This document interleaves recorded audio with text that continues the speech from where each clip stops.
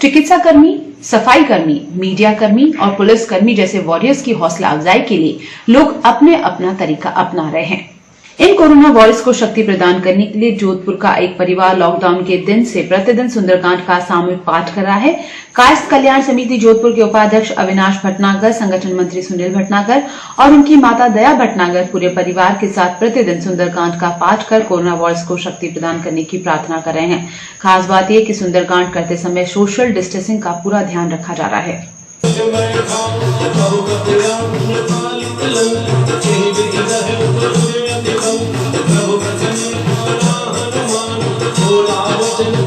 प्रभु